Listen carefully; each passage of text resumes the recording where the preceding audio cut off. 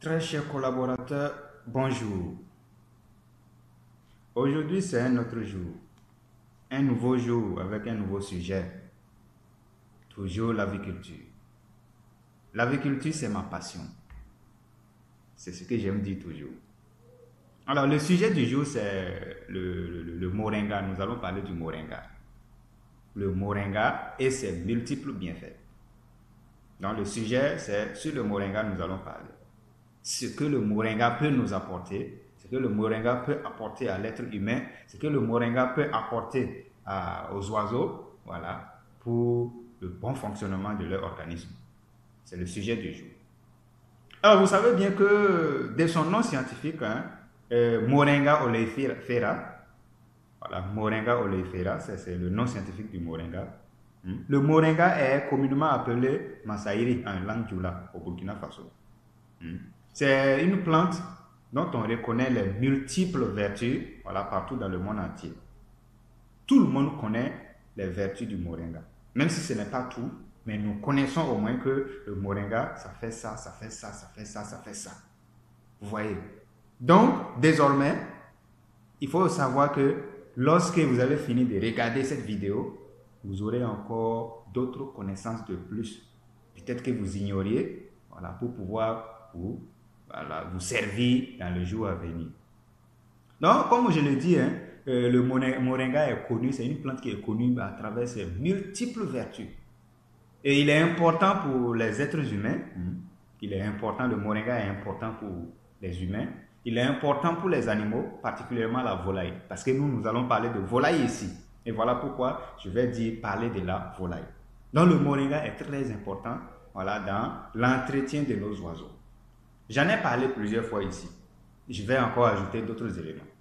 C'est vrai, je vais répéter certains éléments, mais je vais ajouter d'autres éléments. Donc je vais faire un rappel de ce que j'avais déjà dit et maintenant terminer avec les nouveaux éléments que le moringa nous apporte. Donc, lorsque nous voyons que le moringa, partout on parle du moringa, si on ne parle pas de l'huile de moringa, on va parler de poudre de moringa.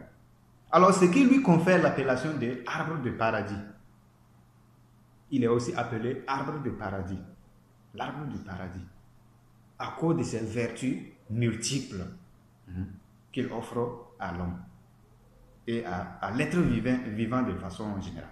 Vous voyez.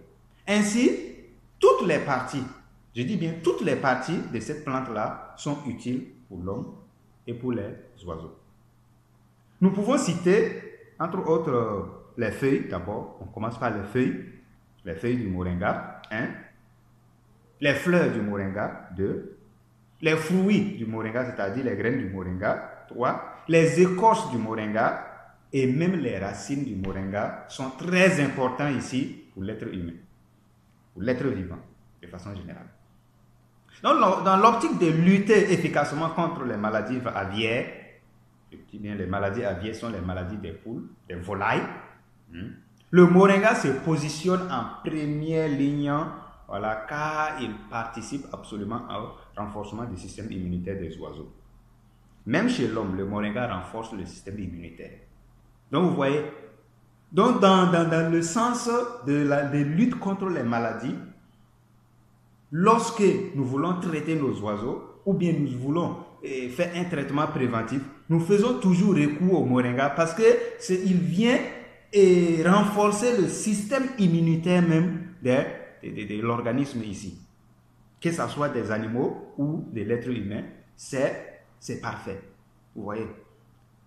Alors, qu'est-ce qu'il faut faire? Il consiste donc la plante idéale, c'est-à-dire ça constitue la plante idéale ici, voilà, pour le traitement de plusieurs maladies virales, voilà, à cause des éléments nutritifs qu'il renferme.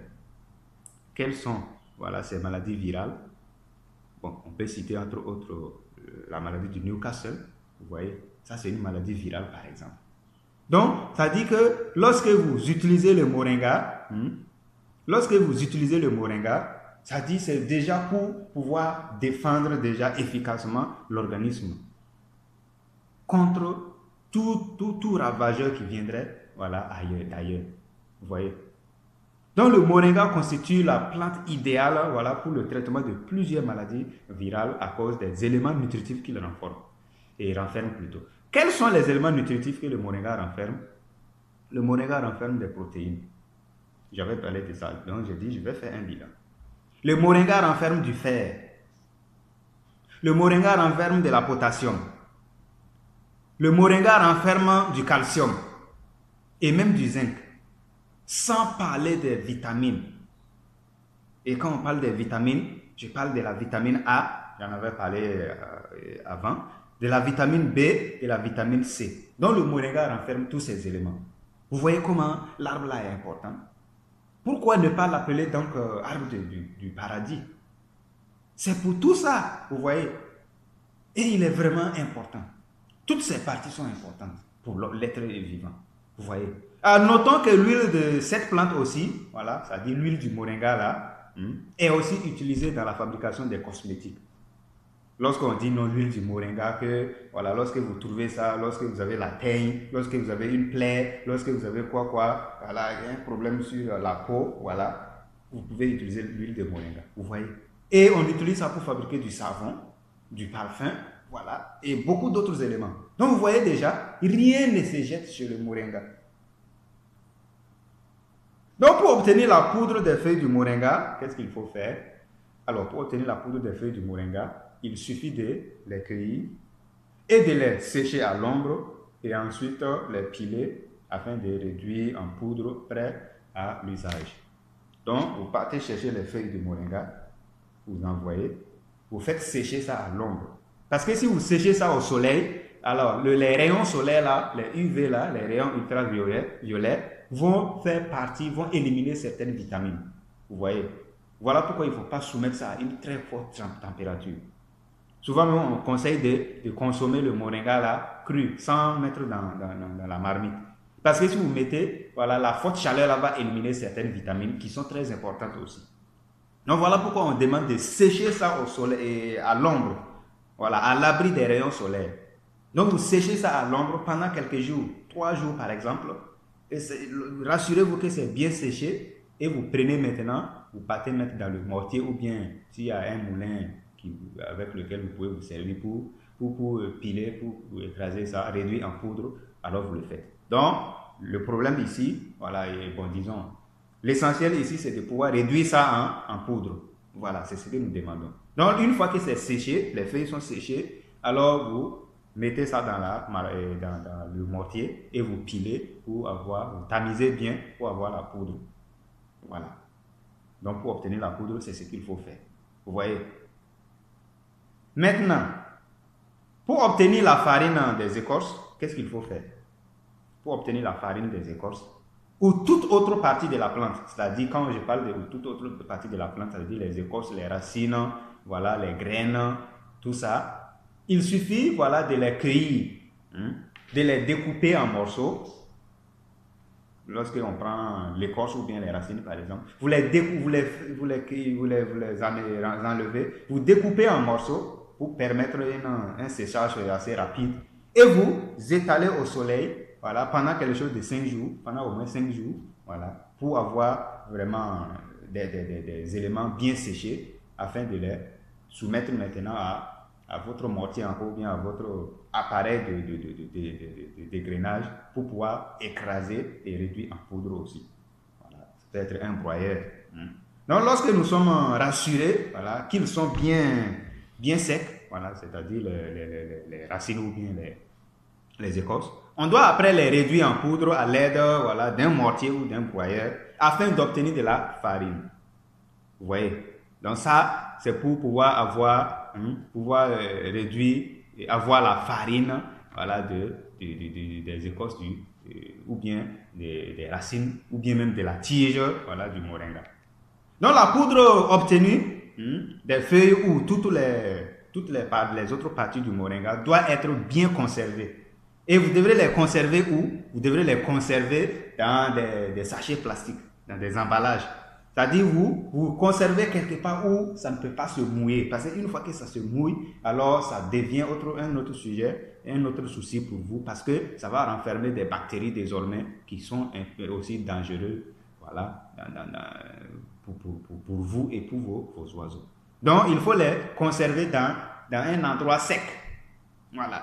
Vous conservez dans un endroit sec. Vous voyez que lorsque vous partez dans les alimentations, voilà, vous demandez la poudre du moringa, on va vous donner ça, bien emballé dans un emballage. Bon, c'est parce que je n'ai même pas ça ici, à côté ici. Sinon, l'autre fois là, j'ai été et j'avais encore un emballage.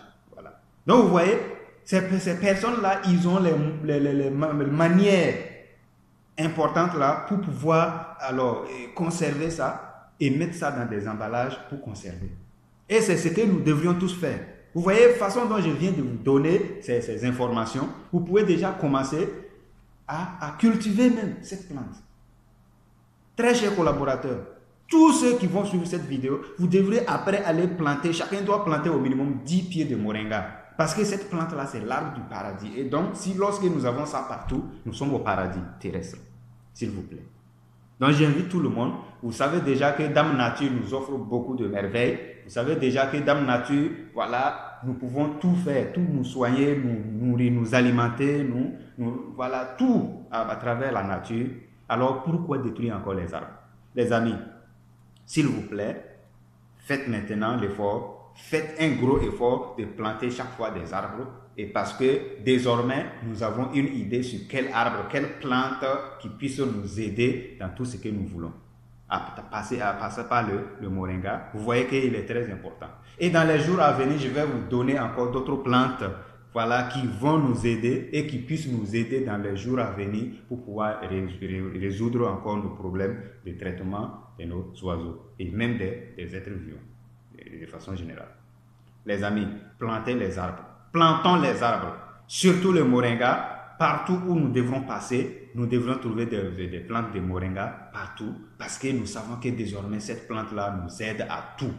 Cette plante-là est la meilleure. Cette plante-là est l'une des meilleures, voilà, dans le cadre, dans le domaine de traitement des maladies, que ce soit des maladies aviaires ou des maladies, voilà, humaines. Ce sont ces vertus multiples. Il n'y a pas cette plante-là. Elle est parmi, en tout cas, les plantes, les merveilles que Dame Nature nous offre.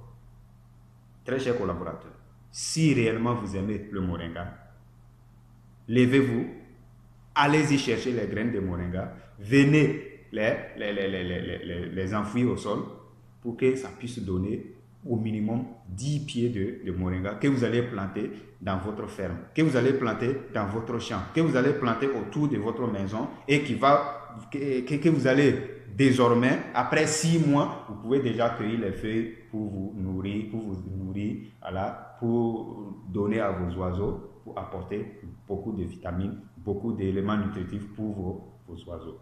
Très chers collaborateurs, j'espère que vous avez aimé cette vidéo. Si vous l'avez aimé, n'oubliez surtout pas de la partager avec vos amis, avec vos proches, pour que ces personnes aussi puissent bénéficier de ces informations. C'est ma seule manière de pouvoir vous aider à distance.